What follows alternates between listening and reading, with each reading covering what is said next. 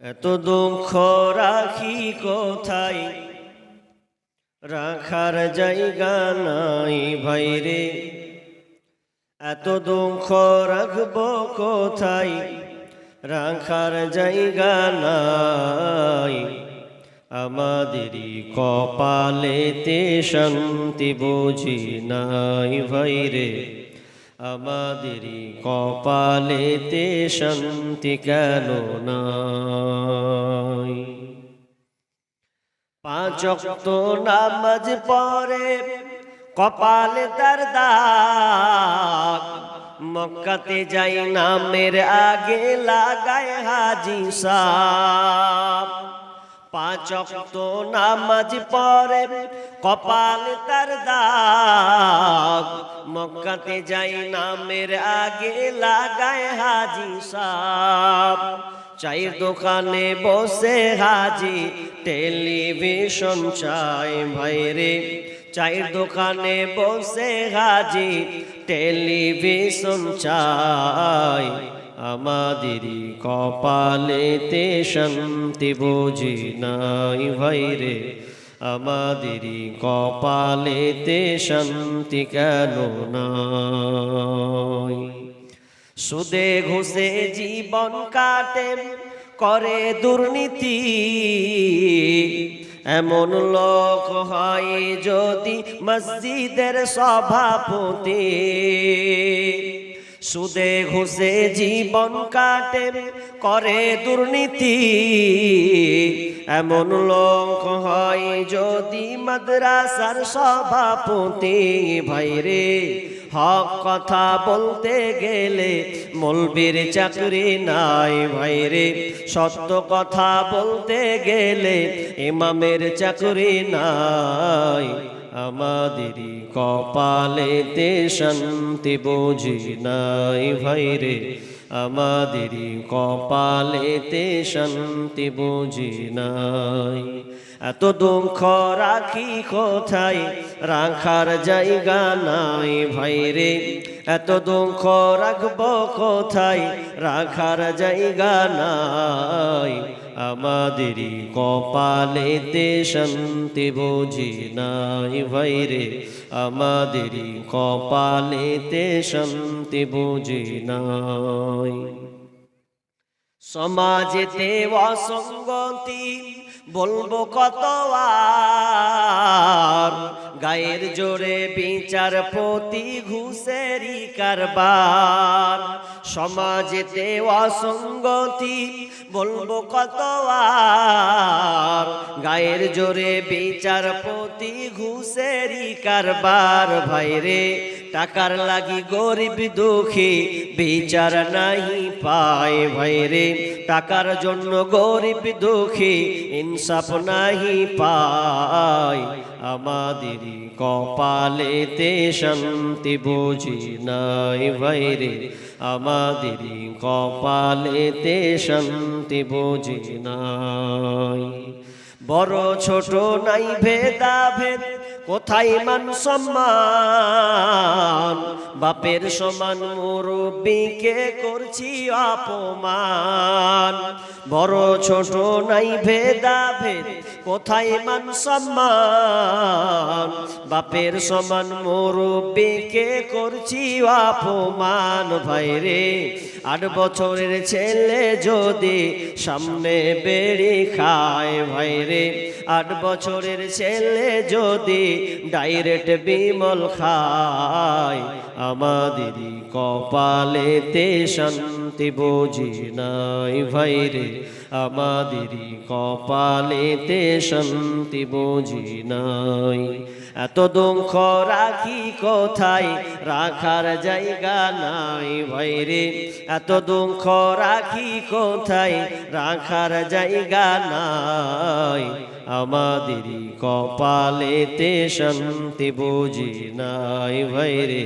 আমাদেরই কপালেতে শান্তি কেন নাই। খালা গালা কখন থেকে ভ্যাত ভ্যাত করছে, হ্যাঁ? আসবো বসে যাবো তো তখন থেকে কেচার মাচার করছে। চুপ করকে খালা চুপ কর হলো বাড়তে এক জার আছে তো এখানেও জ্বালাবে নাকি কঠিন জ্বালাবে বাপ পর্দায় বুঝলো না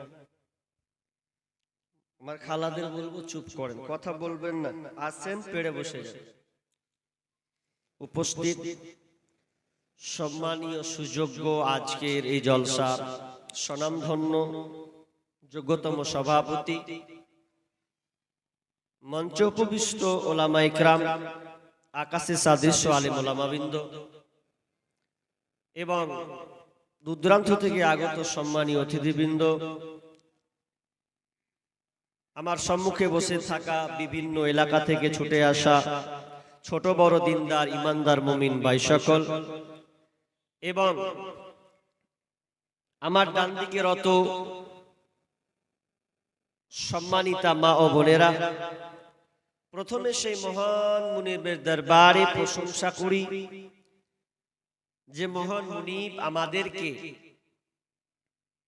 একটি মসজিদ কেন্দ্রিক আয়োজিত মাহফিলে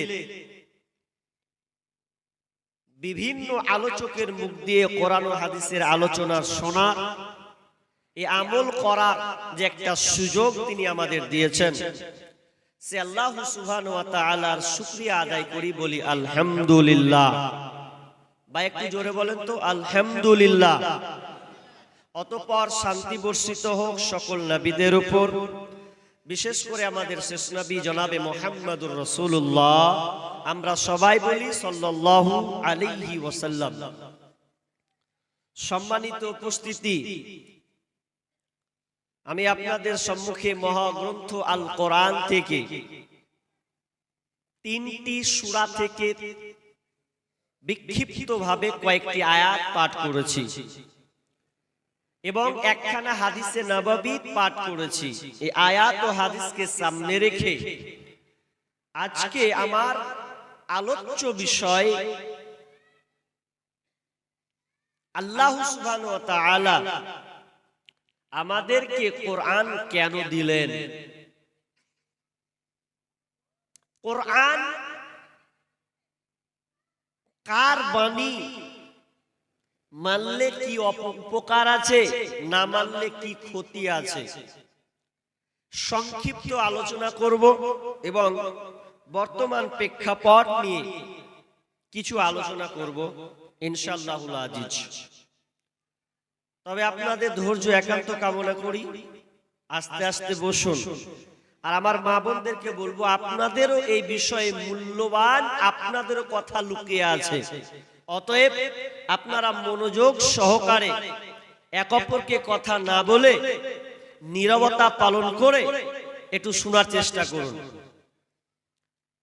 আচ্ছা একটা কথা বলি আপনাদের উত্তর দেন তো আমার সঙ্গে কথা বলবেন তো ইনশাআল্লাহ কথা বললে একটা বক্তব্যের একটা গতি ধারা ভালো হয় আর আমি এমন এক বক্তা যে বকাতে বকেলি শোতাকে নাহলে আমার বক্তব্য ফুটে তুলে না সবার এক রকম নয় তো আল্লাহ আমাদের যে এই গাইডলাইন কোরআন এই যে কিতাবখানা দিয়েছেন কেন দিলেন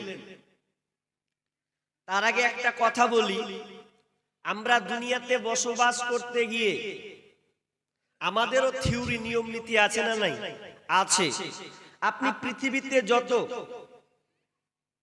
জিনিস ক্রয় করবেন দেখবেন অনেক জিনিস ক্রয় করতে গিয়ে সাথে একটা বই থাকে না ভাই যেমন আপনি যদি একটা মোবাইল কিনতে যান মোবাইল দোকানের মোবাইল কিনেন যে কোনো কোম্পানির মোবাইল আচ্ছা বলেন কোম্পানির কি মোবাইলের সব একই সিস্টেম থাকে না একটু আলাদা আলাদা থাকে ফ্যাসিলিটি আলাদা থাকে ভিন্ন সব এক থাকে না যেই কোম্পানির মোবাইলটা আপনি নেবেন ওতে একটা বই থাকে যে আপনি কিভাবে ব্যবহার করবেন একজন এক খ্যাপা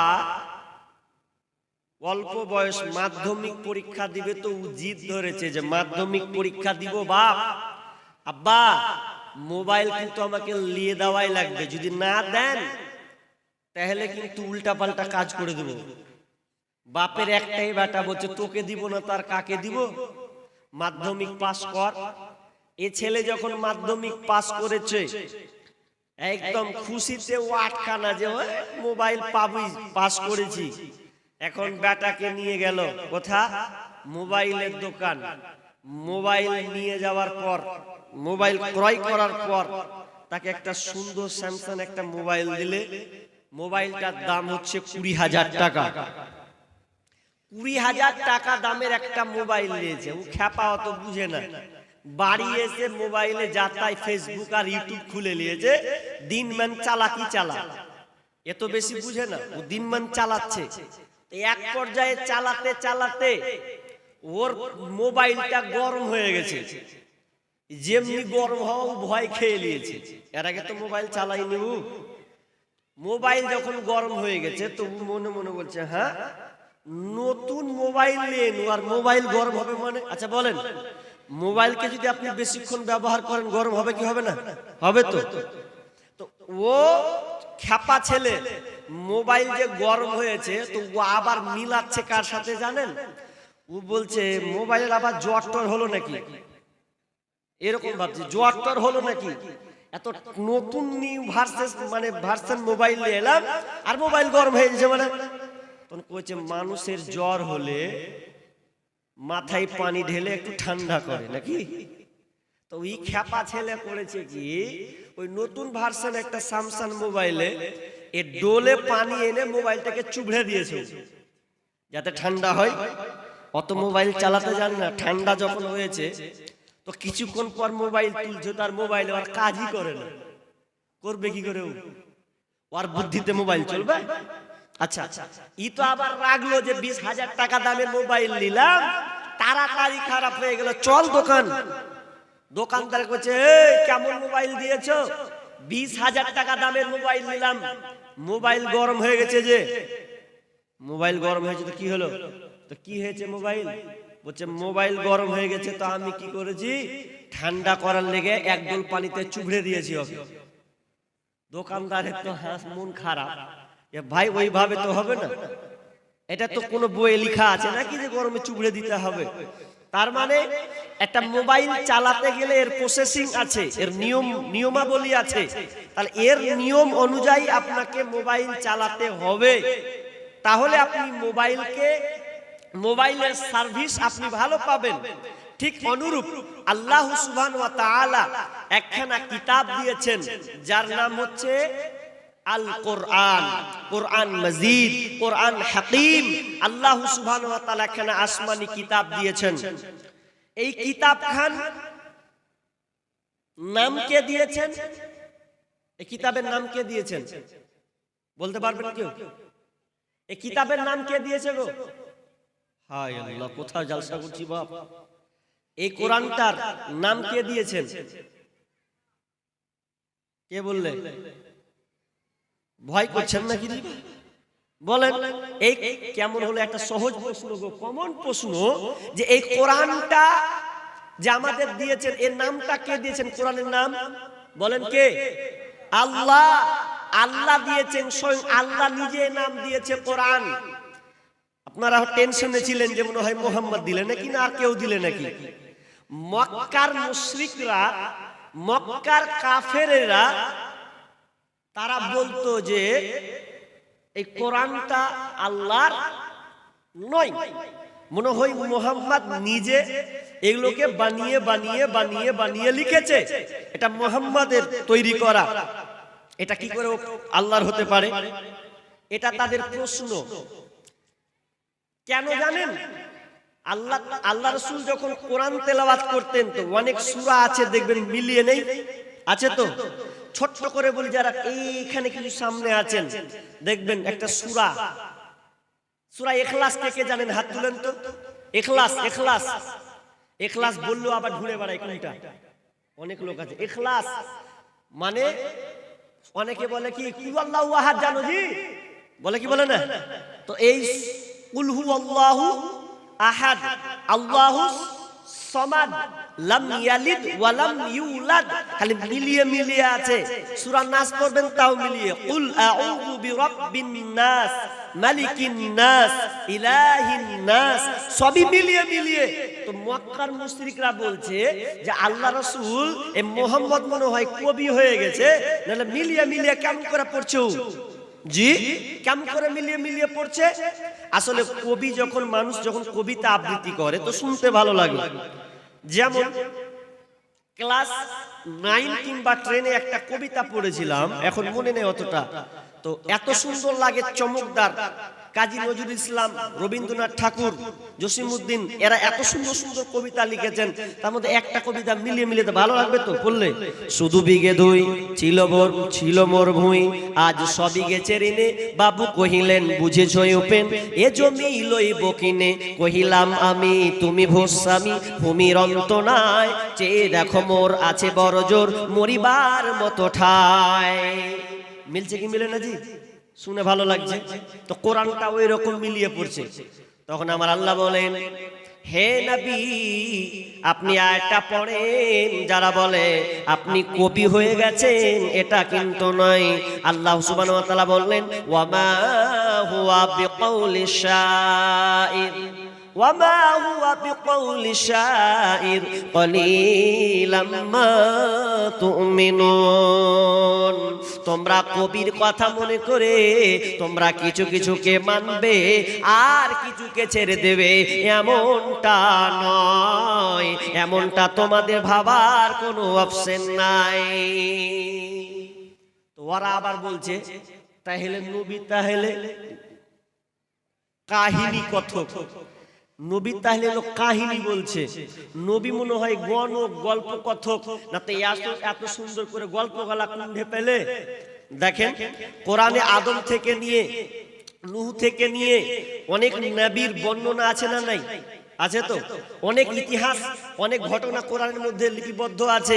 কিন্তু আশ্চর্য ঘটনা, মক্কার মুশরিকরা বলছে মুহাম্মদ মনে হয় গণক হয়ে গেছে, গল্প কথক হয়ে গেছে, ওই লেগে এত সুন্দর সুন্দর করে বলতে পারছে। আসলে মানুষ যখন গল্প বলে তো শুনতে ভালো লাগে, লাগে না ভাই? এখন গল্পের যুগ নেই, এখন মোবাইলের যুগ। ভালো করে বুঝেন, আমরা যখন ছোট ছিলাম মোবাইল ব্যবহার করেছি 16-17 বছরে, তার আগে আমার বাপ মোবাইল ব্যবহার করতে দেয়নি। মোবাইল ছোটবেলাতে গল্প শুনতাম দাদুর কাছে বসে বসে।